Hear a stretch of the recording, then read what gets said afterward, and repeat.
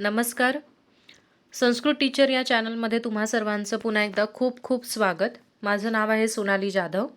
Sanskrit teacher हा channel खास करून संस्कृत शिकणाऱ्या मुलांसाठी आणि त्यांच्या पॅरेंट्ससाठी बनवला आहे, जेणेकरून त्यांना अभ्यासात संस्कृत शिकण्यामध्ये थोडी मदत होईल. आज आपण पाहणार आहोत इयत्ता 9वी, सब्जेक्ट आहे संस्कृत, इयर आहे 2022-23 आणि बोर्ड आहे महाराष्ट्र.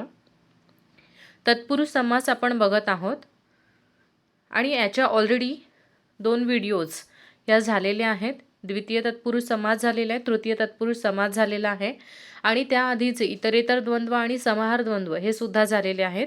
प्लेलिस्टमध्ये मी एक फोल्डर बनवते समासचं, जिथे तुम्हाला समासाचे सर्व व्हिडिओज अवेलेबल होतील आणि त्याच्या व्यतिरिक्त सुद्धा प्लेलिस्टमध्ये इतर फोल्डर्स आहेत, जसं की 9वी 8वी संस्कृत ग्रामर, संस्कृत तक्ते. तर त्या फोल्डर्समध्ये तुम्ही जर व्हिडिओ शोधला तर तुम्हाला लवकर सापडतील ॲज कम्पेअर तुम्ही असंच रँडमली शोधत भेटला तर शोधत बसला तर तुम्हाला खूप वेळ लागेल. त्याच्यामुळे तुम्ही प्लेलिस्टचा वापर करा, ते तुम्हाला खूप सोयीचं होईल. विभक्ती तत्पुरुष समास म्हणजेच तुम्हाला मी सोप्या भाषेत एक व्याख्या सांगितली की ज्या समासांमध्ये विभक्ती या इन्व्हॉल्व असतात त्या समासांना विभक्ती समास म्हणतात, म्हणजेच विभक्ती तत्पुरुष समास म्हटलं जातं. व्हिडिओ सुरू करण्याच्या आधी एक छोटीशी सूचना मी तुम्हाला देते, कारण भरपूर पॅरेंट्सचं असं म्हणणं असतं की आम्हाला तुमचा कॉन्टॅक्ट नंबर सापडत नाही, आम्हाला तुमच्याशी बोलायचं असतं, तुम्ही ऑनलाईन क्लासेस घेता का, अशा कॉमेंट्स असतात. तर त्यांच्यासाठी ही सूचना आहे की मी ऑनलाईन क्लासेस घेते आणि ते क्लासेस पेड क्लासेस असतात, म्हणजेच त्याची फीज असते. आणि दुसरी गोष्ट, मी कॉन्टॅक्ट नंबर शेअर करू शकत नाही, कारण हा एक पब्लिक प्लॅटफॉर्म आहे. तर तुम्हाला जर माझ्याशी बोलायचं असेल तर तुम्ही मला मेल करू शकता. माझा मेल ID आहे rajaramsonali1994@gmail.com. आणि क्लासेस मी कोणाचे घेते तर 8वी ते 10वी महाराष्ट्र बोर्ड फक्त मी क्लासेस घेते. CBSE IG बोर्डचे मी क्लासेस नाही घेत. आणि संस्कृत व्याकरणाचे स्पेशल क्लासेस घेते, ज्या मुलांना फक्त व्याकरणामध्ये इंटरेस्ट असतो किंवा व्याकरणच शिकायचं असतं. आणि त्याचप्रमाणे जे संस्कृत प्रेमी आहेत, त्यांना हौस म्हणून संस्कृत शिकायचं आहे, ते शाळेत जाणारे विद्यार्थी नाही आहेत, ते पालक आहेत, ते आजी आजोबा आहेत कोणाचे तरी, आणि अशांनासुद्धा जर संस्कृत शिकण्याची इच्छा असेल तर मला त्यांना नक्कीच मदत करायला आवडेल आणि मी त्यांचंसुद्धा मी क्लासेस घेते. ओके. सो ही छोटीशी सूचना, कारण मी ही व्हिडिओच्या शेवटी देते आणि मग ती भरपूर जणांना मिळत नाही, कारण व्हिडिओ आपला ऑलरेडी खूप लांब असतो. त्याच्यामुळे जसं टॉपिक संपतो तसे सगळे स्किप करतात आणि त्याच्यामुळे मग ही माहिती सगळ्यांपर्यंत पोहोचत नाही, म्हणून मी सुरुवातीला फक्त ही माहिती दिलेली आहे. ओके. सो याच्यामध्ये जेव्हा आपण समास चालू केलेले, त्याच्यामध्ये आपल्याला सुरुवातीला काही एक्झाम्पल होती, जसं की पहिल्या एक्झाम्पलमध्ये आपल्याला वनमगता हे द्वितीय तत्पुरुष समास होतं, दुसऱ्या एक्झाम्पलमध्ये तृतीय तत्पुरुष समास होतं आणि तिसऱ्या एक्झाम्पलमध्ये चतुर्थी तत्पुरुष, जो आज आपण बघणार आहोत तो समास आहे की वृक्षेषु खगानाम निवासाय नीडानी संती. वृक्षेषु म्हणजे झाडांवर, खगानाम म्हणजे पक्ष्यांना, निवासाय म्हणजे राहण्यासाठी, निडानी म्हणजेच काय घरटी आहेत, संती म्हणजे आहेत. तर असं हे एक्झाम्पल होतं. आणि निवासाय निडानी याचं चतुर्थी विभक्तीमध्ये निवास निडानी असा समास होतो. आता हे डिटेलमध्ये नक्की काय आहे, चतुर्थी तत्पुरुष आपण कसा ओळखायला हवा, याचं सगळं आपण आता एक्सप्लेनेशन बघू. सो 4 म्हणजे चतुर्थी तत्पुरुष आज आपण पाहणार आहोत. ओके. पहिलंच तुम्हाला इथे चित्र दिसते तुमच्या पुस्तकामध्ये, तुम्ही बघा जर इथे तुम्हाला ब्लर दिसत असेल तर. चतुर्थी तत्पुरुषमध्ये पहिलं चित्र आहे दानपेटिका आणि खाली त्याचं विग्रह दिलेला आहे दानाय पेटिका. आता त्याचा विषय काय आहे ते सगळं समजून घेऊया. आवलीमध्ये तुम्ही बघाल तर इथे एकच शब्द आहे. मग तुम्ही म्हणाल एकच शब्द पाठ करायचा का, तर एकच शब्द सध्या तरी लक्षात ठेवा आणि जास्त करून आपल्याला इथे अर्थ समजून घेणं अपेक्षित आहे. ठीक आहे. जसं मी तुम्हाला आधी पण सांगते की समास जे असतात ते अर्थाला जास्त महत्त्व देतात, रॅदर दॅन टेक्निक, म्हणजे टेक्निकल किंवा नियम वगैरे असे नाही आहेत, इथे अर्थाला महत्त्व आहे इथे. सो चतुर्थी विभक्ती ही कोणाची केली जाते, तर चतुर्थी विभक्ती ही कोणासाठी केली जाते किंवा कोणाला चतुर्थी विभक्ती आपण लावतो, तर त्याच्या महत्त्वाच्या 2 गोष्टी आहेत.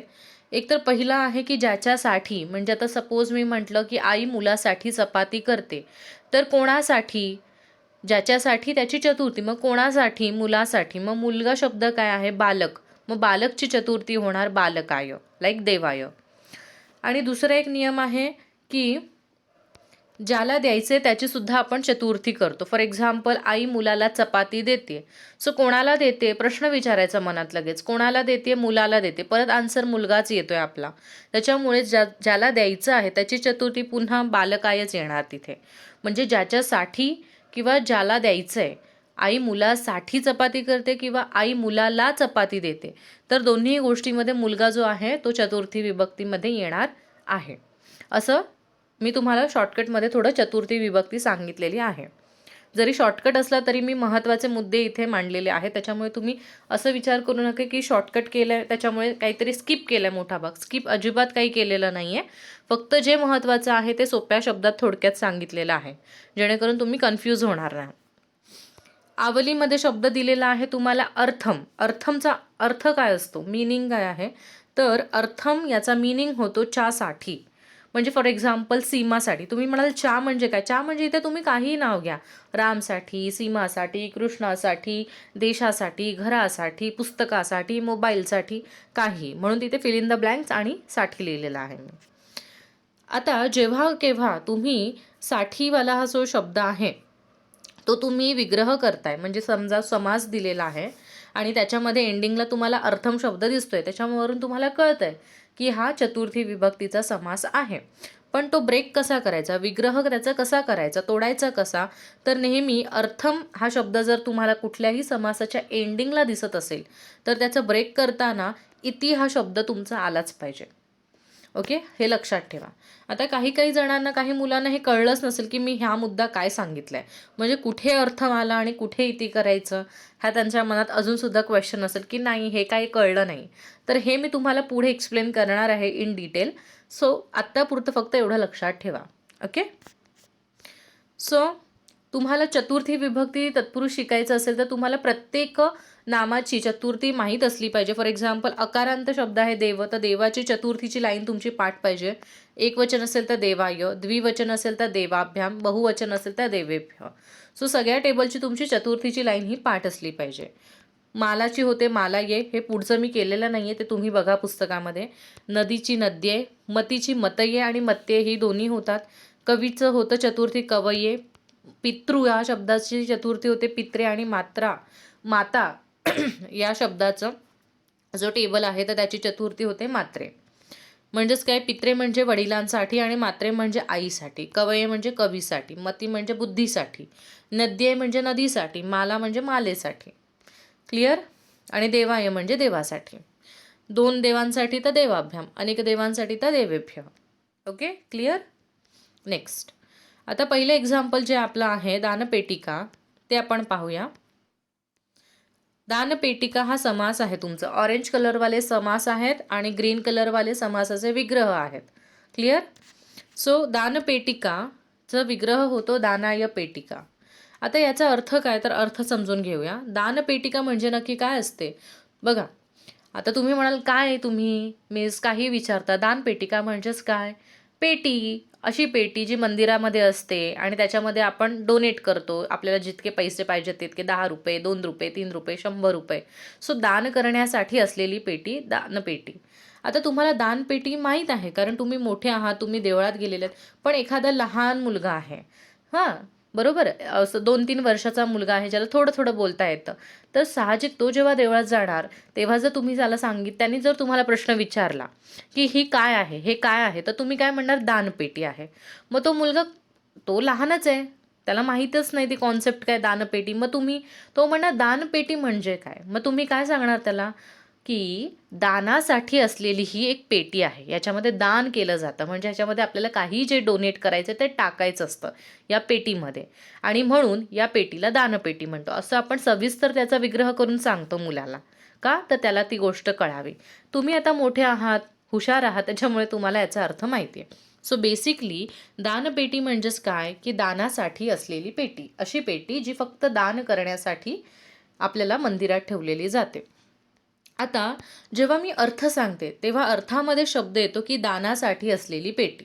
आता साठी, मी मगाशी वरतीच तुम्हाला सांगितलं चतुर्थी विभक्ती कशी ओळखायची, तर तुम्हाला साठी शब्द दिसणार.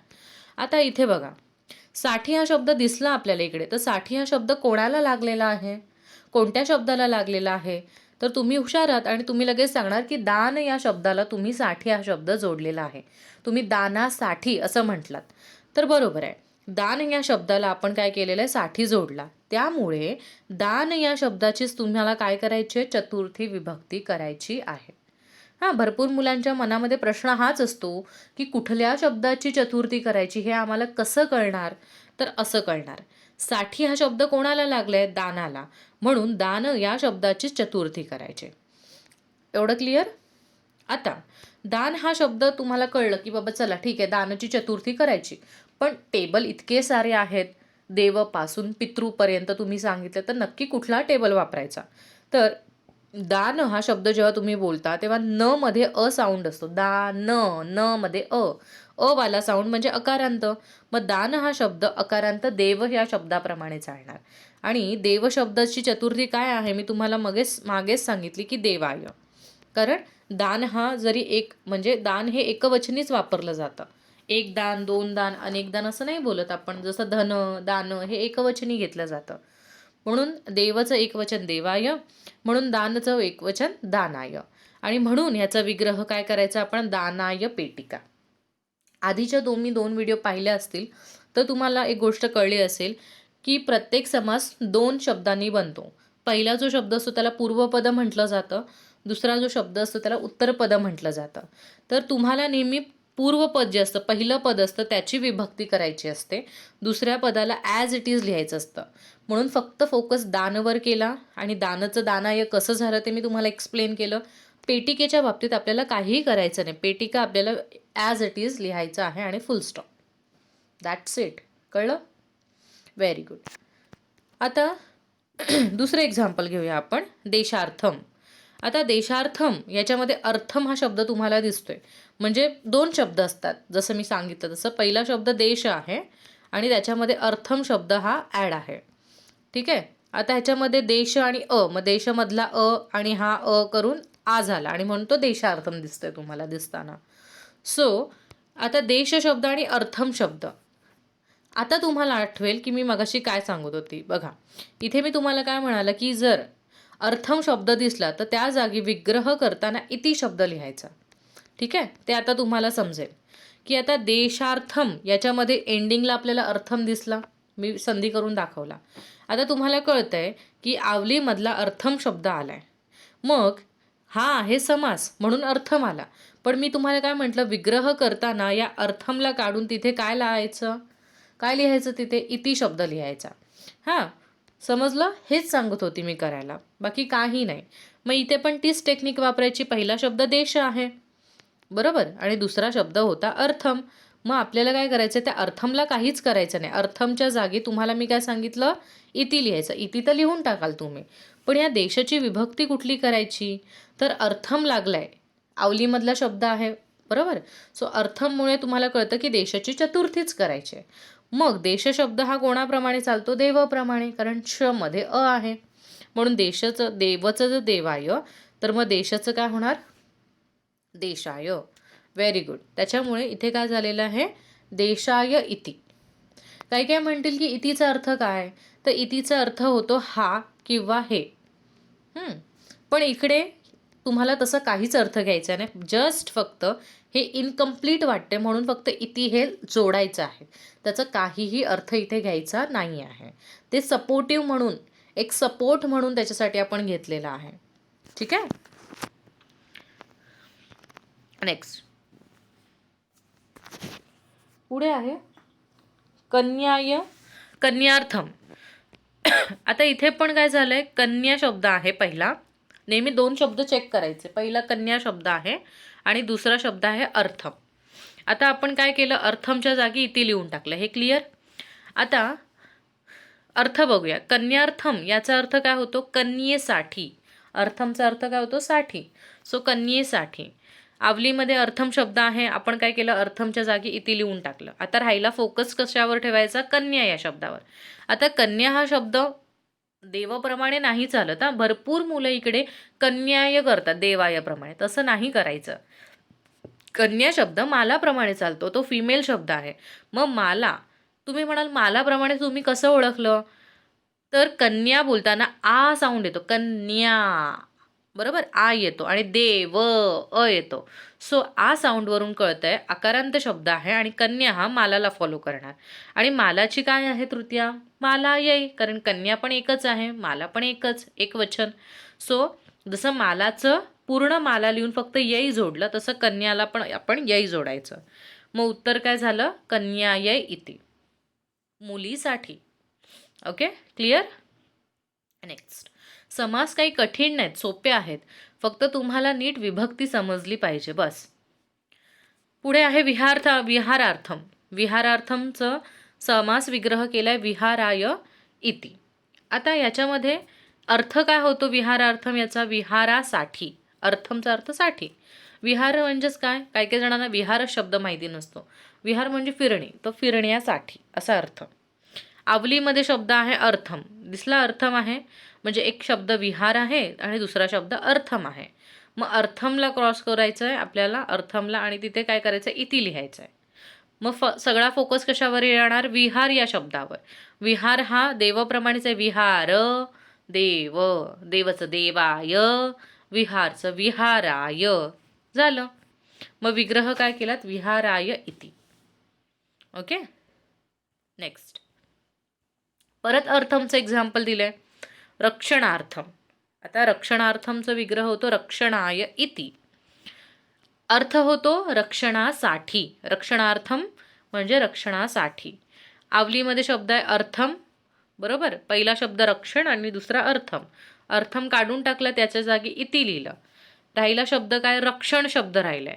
मग रक्षणचं काय होतं? देवप्रमाणे देवचं देवाय, मग रक्षणचं रक्षणाय. Very good. कळलं तुम्हाला? ओके, सो तुम्ही खूप छान पद्धतीने समजून घेण्याचा प्रयत्न करता, त्यामुळे तुम्हाला गोष्टी समजतात. आणि तुम्हाला आता असं वाटत असेल, अरे हे किती सोपं आहे, आम्ही उगाच टेन्शन घेत होतो समासाचं. आणि तुम्ही आत्ता जर समास खूप छान पद्धतीने केले तर 10वीला तुम्हाला अजिबात प्रॉब्लेम येणार नाही. ठीक आहे, त्याच्यामुळे नीट लक्ष द्या. आता अर्थमवाले संपले. ठीक आहे, आता आपण वेगळा टाईप बघूया. शिल्पालय. शिल्पालय माहिती आहे तुम्हाला? शिल्पालय म्हणजेच काय? स्कल्पचर, जिथे मूर्त्या ठेवल्या जातात, शिल्प ठेवली जातात, त्याला शिल्पालय म्हणतात. ठीक आहे, आता याचा विग्रह तुम्ही बघाल तर तो होतो शिल्पेभ्य आलय. आता तुम्ही म्हणाल हे थोडं वेगळं वाटतंय, तर वेगळं थोडंसं काय आहे ते सांगते. तर याचा अर्थ समजून घेऊया. पहिला शब्द इथे अर्थ आहे शिल्पांसाठी असलेलं आलय. आता काही जणांना आलय हा शब्दच कळत नसेल की काय आलय म्हणजे काय. तर आलयचा अर्थ होतो घर, हाऊस, होम. ठीक आहे, तर ज्या घरात, अशा घरामध्ये फक्त आणि फक्त शिल्प, फक्त आणि फक्त मूर्त्या, स्कल्पचर असतील, त्या घराला काय म्हणतो आपण? शिल्पालय. म्हणजे शिल्पांसाठी असलेलं घर, शिल्पांसाठी असलेलं आलय. आता शिल्प, आता समजा एक म्युझियम आहे आणि या म्युझियममध्ये एकच शिल्प असणार आहे का? सांगा मला. नाही ना. तुम्ही एखाद्या म्युझियममध्ये जेव्हा जाता तेव्हा तुम्हाला अनेक शिल्प दिसतात, अनेक मूर्त्या दिसतात, अनेक स्कल्पचर दिसतात. म्हणून शिल्प हे अनेक असतात. त्याच्यामुळे आपल्याला इकडे एकवचन न घेता देवायप्रमाणे आपल्याला बहुवचन घ्यावं लागेल. कारण शिल्प हा देव प्रमाणे चालतो, एंडिंग. पण देवाचं बहुवचन आहे देवेभ्य, आणि म्हणून शिल्पचं बहुवचन होतं शिल्पेभ्य. म्हणून इथे विग्रह करताना तुम्हाला शिल्पाय न दिसता, म्हणजे देवाय सारखं शिल्पेभ्य दिसते, देवेभ्य सारखं, कारण वचन इथे बहुवचन आहे. ठीक आहे,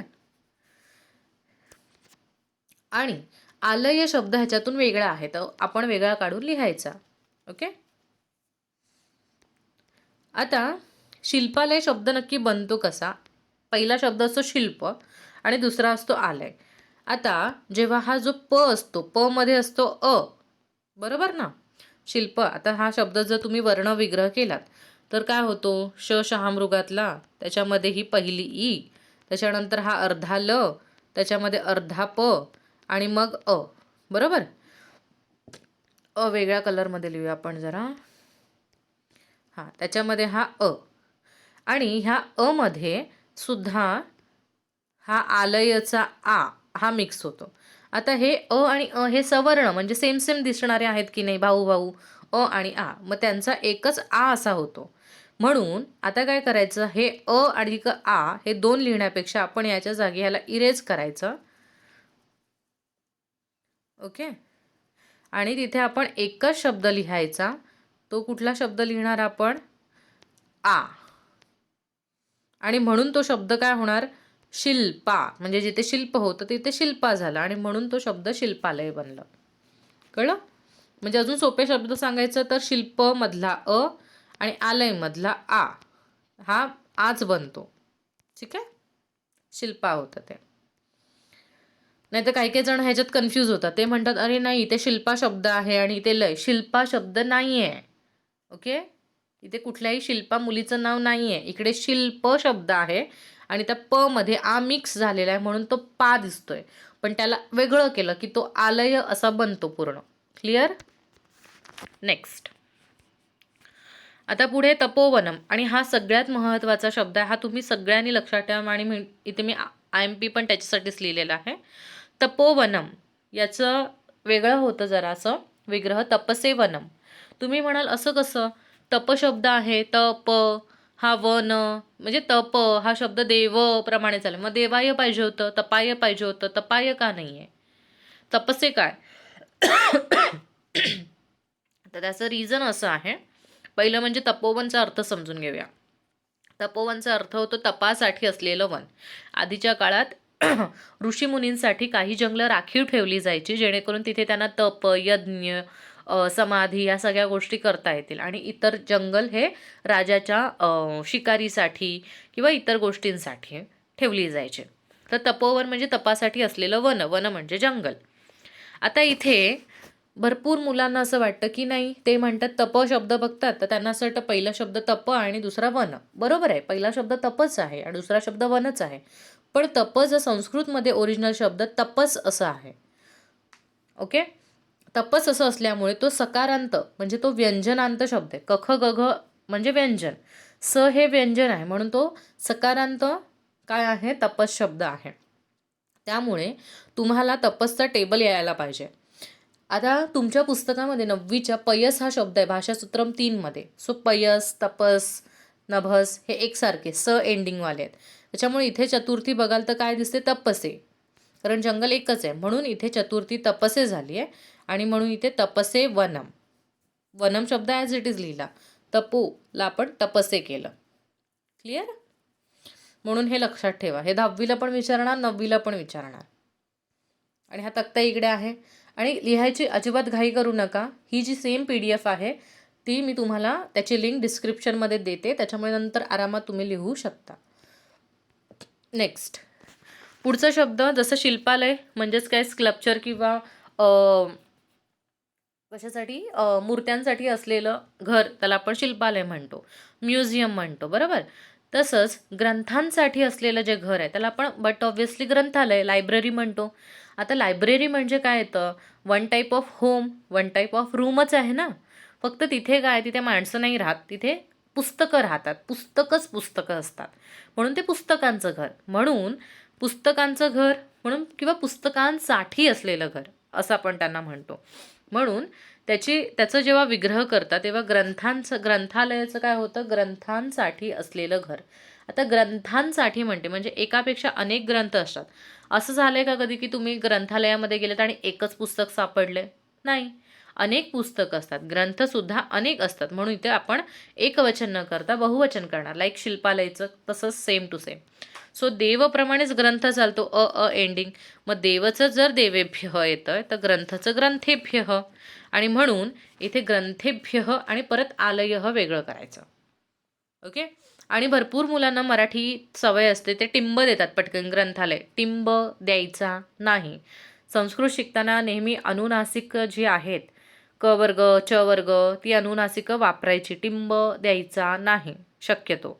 ठीक आहे, जिथे फक्त टिंब आहे, अनुनासिक नाही, तिथेच टिंब द्यायचं, अदरवाईज सगळीकडे अनुनासिक लिहायची. क्लिअर? नेक्स्ट, आता कार्यशक्ती ही हा नेक्स्ट वर्ड आहे. आता त्याचा विग्रह झालेला आहे कार्याय शक्तीही. आता तुम्ही म्हणाल हे कसं काय आम्ही ओळखायचं बरं? इथे तर काहीच दिलेलं नाही, अर्थम नाही आहे, आलय शब्द नाही, हे तर वेगळंच आहे. तर चतुर्थी विभक्तीमध्ये जरा तुम्हाला अभ्यास करायचा आहे, तुम्हाला थोडंसं पाठांतर करायचं आहे. हे एक्झाम्पल्स आहेत ते लक्षात ठेवायचे आहेत. ओके, हे मी तुम्हाला सजेस्ट करेन त्याच्यासाठी. आता कार्यशक्ती. कार्यशक्ती म्हणजेच काय, तर कार्यासाठी लागणारी शक्ती. कार्य म्हणजे काम, कामासाठी लागणारी शक्ती, एनर्जी. सो आता कार्य हा पहिला शब्द आहे, शक्ती हा दुसरा शब्द आहे. शक्ती हिला आपण ॲज इट इज शक्ती ही लिहिणार, त्याच्यात काही बदल नाही. पहिला शब्द कार्य आहे. कार्याला आपण कार्य शब्द देव, देवचं देवाय व कार्यचं कार्याय आहे. सो कार्य करण्यासाठी लागणारी शक्ती. पण काही काही मुलं आता असं सुद्धा म्हणतील, कारण प्रत्येकाचे विचार वेगळे आहेत.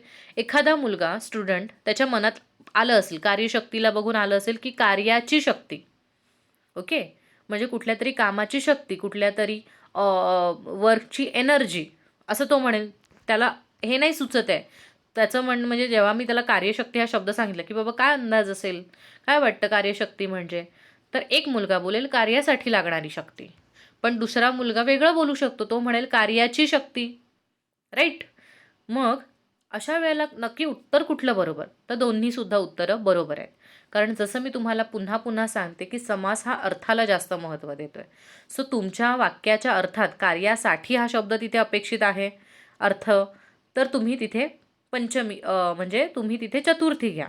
आणि तुम्हाला कार्याची शक्ती असं जर अपेक्षित आहे त्या वाक्यामध्ये अर्थ, तर तुम्ही त्याची षष्ठी विभक्ती घ्या, कार्यस्य देवस्य प्रमाणे. ठीक आहे. सो अशा अर्थाचा देखील समास होऊ शकतो. पण बघा, मग तुम्ही म्हणाल मग इथे कार्यशक्ती हा शब्द का नाही बदलत आहे? हां, कार्यशक्ती का बदलेल? कारण जेव्हा तुम्ही समास करता तेव्हा तुम्ही ही जी विभक्ती असते ती काढून टाकता. बरोबर, पहिल्या पदाची पूर्वपदाची विभक्ती काढून टाकता आणि कार्य शब्द लिहिता आणि शक्ती लिहिता. आणि इथे पण जर समजा इथे पण मी हा कार्यायमधला ही देवायची काढून टाकली, तर ओरिजिनल शब्द मी कार्यच लिहिणार. त्याच्यामुळे समास इथे पण कार्यशक्ती हीच दिसणार, इथे पण कार्यशक्ती हीच दिसणार. फक्त विग्रह तुम्ही वेगवेगळ्या विभक्तीमध्ये करू शकता.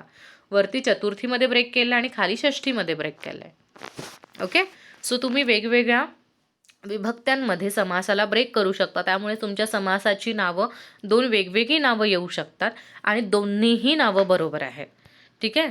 म्हणजेच काय, महत्त्वाचा मुद्दा म्हणजे एकच समास, समास कार्यशक्तीच आहे, पण त्याचे दोन वेगवेगळे अर्थ आहेत, कार्यासाठी शक्ती आणि कार्याची शक्ती. म्हणून दोन वेगवेगळ्या विभक्त्या आहेत आणि हे पॉसिबल आहे, असं होऊ शकतं. त्याच्यामुळे अजिबात मनात विचार करू नका की एक समास आहे तर त्याचा विग्रह एकच होईल, असं अजिबात नाही आहे. क्लिअर? हा सगळ्यात महत्त्वाचा डाऊट असतो मुलांचा, तो मी इथे क्लिअर केलेला आहे. कारण मुलं ही खूप क्युरियस असतात, त्यांचे डाऊट्स असतात आणि खरंच खूप मजा येते जेव्हा ते डाऊट्स विचारतात की मिस हे असं का नाही आहे, असं का नाही आहे, तसं का नाही आहे. आणि तुम्ही माझं कौतुक करता कॉमेंट्समध्ये की तुम्ही खूप छान शिकवता, तुम्ही सगळे डाऊट क्लिअर करता. तर याचं क्रेडिट मी माझ्या स्टुडंटला देते, कारण ते मला इतक्या चांगल्या पद्धतीने क्वेश्चन विचारतात आणि इतक्या मनापासून विचारतात. ते अजिबात लाजत नाही, घाबरत नाही आणि अतिशय प्रामाणिकपणे मला प्रश्न विचारतात की मिस हे असं आहे, मग असं का नाही आहे, असं सुद्धा असायला पाहिजे होतं ना. आणि त्यामुळे मी खूप स्वतः अभ्यासू बनलेली आहे की नाही नाही बरोबर आहे, हा डाऊट एखाद्या मुलाला असू शकतो, ह्याचं मत पण बरोबर आहे, मग हे कसं सॉल्व करायचं. आणि मग मी माझं अजून स्टडी करते त्याबद्दल.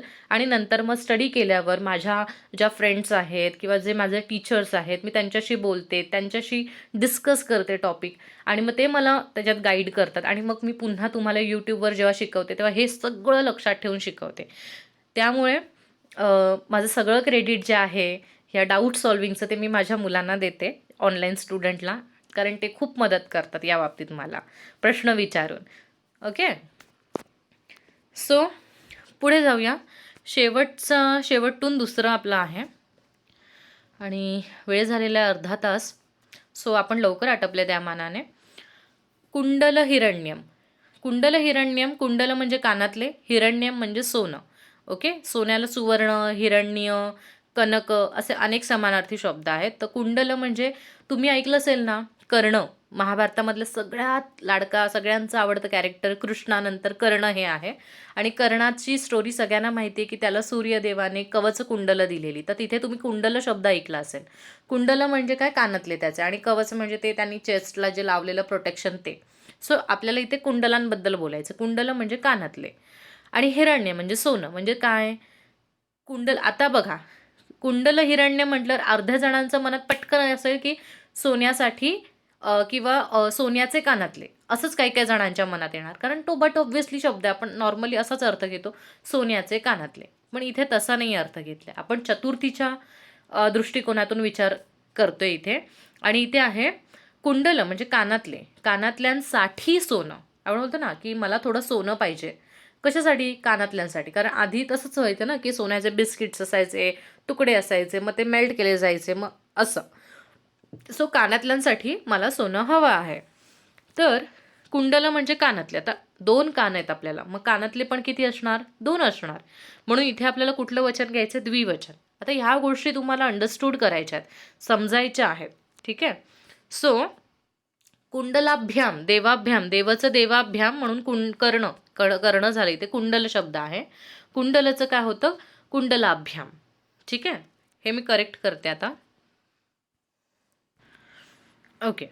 सो इथे करेक्ट केलेलं आहे, कुंडलचं कुंडलाभ्याम होणार. आणि त्यामुळे कुंडलाभ्याम हिरण्यम म्हणजेच काय, कानातल्यांसाठी सोनं, असं आपण इथे करू शकतो. हां, कळलंय तुम्हाला? ओके, पुढे जाऊया आपण. आता घटमृत्तिका. तर घट याचा अर्थ पहिला लक्षात ठेवा. घट, घडा, पाण्याचा घडा, मडकं जे म्हणतो ते आपण. ठीक आहे. आणि माती, माती यासाठी शब्द आहे मृत्तिका. मृत्तिका म्हणजे माती. ठीक आहे. मूर्ती, काय काय जण याला मूर्ती समजतात. मृत्तिका शब्द, तर मूर्ती, मूर्ती नाही. मूर्तीला संस्कृतमध्ये प्रतिमा असा शब्द आहे. ओके. आणि मूर्ती पण आहे, पण ती दीर्घ ती आहे. ही रस्व आहे की नाही, छोट्या ती आहे की नाही, त्याच्यामुळे इथे मृत्तिका, मृत्तिका आणि डबल त आहे याच्यामध्ये. सो याचा अर्थ काय होतो, माती. तर घड्यासाठी माती. कुंभार म्हणतो त्याच्या बायकोला की घड्यासाठी माती घेऊन ये. सो घड्यासाठी, बरोबर. त्याच्यामुळे घट शब्द आहे. घट हा देवाप्रमाणे चालतो, देवचं देवाय म्हणून घटचं घटाय, म्हणून घटाय मृत्तिका. मृत्तिकेला आपण काही नाही करायचं, ॲज इट इज ठेवायचं. ओके. सो अशा प्रकारे आपले सगळे एक्झाम्पल्स चतुर्थी तत्पुरुष समासाचे खूप चांगल्या पद्धतीने मी तुम्हाला सांगितलेले आहेत आणि आय होप तुम्हाला ते व्यवस्थित कळले असतील. व्हिडिओमध्ये बघा, एकाच व्हिडिओमध्ये पण मी समास शिकवू शकते, पण त्याला काही अर्थ नाही, कारण प्रत्येक उदाहरणामागे काहीतरी ट्विस्ट आहे, प्रत्येक उदाहरणामागे काहीतरी छोटं छोटं व्याकरण आहे आणि हे तुम्हाला कळलं पाहिजे, तर तुम्हाला तो संपूर्ण समास खूप छान पद्धतीने येईल. ठीक आहे. घाईघाईत शिकवण्यात काही अर्थ नाही. त्याच्यामुळे मला माहिती आहे डिले होतोय, तुमची परीक्षा जवळ आहे, 9वीच्या परीक्षा मार्च स्टार्टिंगपासून चालू होत आहेत, पण घाईघाईत शिकवलं तर ते खूप चुकीचं होणार. माझ्या PPT व्यवस्थित बनणार नाही, मी घाईघाईमध्ये PPT बनवणार आणि ते काही वर्थ नाही. त्याच्यामुळे एकदा व्हिडिओ पडली की नंतर मग मला असं वाटतं हां व्हिडिओ बनवली, मग पुन्हा मी त्याच टॉपिकवर व्हिडिओ बनवत नाही. युजली वेगवेगळे टॉपिक पण खूप आहेत करायचे, त्याच्यामुळे तो व्हिडिओ झाला की झाला असं माइंडसेट असतो माझा. त्याच्यामुळे कसं, तुमची जरी बॅच इथून गेली तरी जे 8वीतले 9वीत येतील तर त्यांच्यासाठी तो गुड कंटेंट म्हणून व्यवस्थित राहिला पाहिजे. म्हणून मी व्हिडिओ बनवताना, PPT बनवताना वर्षानुवर्ष त्यांचा मुलांना फायदा होईल या दृष्टिकोनातून व्हिडिओ बनवते आणि त्याच्यामुळे थोड्याशा लेट होतात त्या माझ्या व्हिडिओ. सो आय होप तुम्ही ही गोष्ट समजून घ्याल. आणि क्लासच्या व्यतिरिक्त, क्लास लावण्यासाठी तुम्ही मला मेल कराच, पण क्लासच्या व्यतिरिक्त जर तुम्हाला माझ्याबरोबर काही थॉट शेअर करायचं असेल, काही हेल्प हवी असेल कुठल्या कामाच्या बाबतीत संस्कृत रिलेटेड, तर तुम्ही नक्की मला मेल करा. माझा मेल ID आहे rajaramsonali1994@gmail.com. तुम्ही मला मेल करू शकता, मी मेल वाचते आणि मेलचे रिप्लाय पण देते. ओके.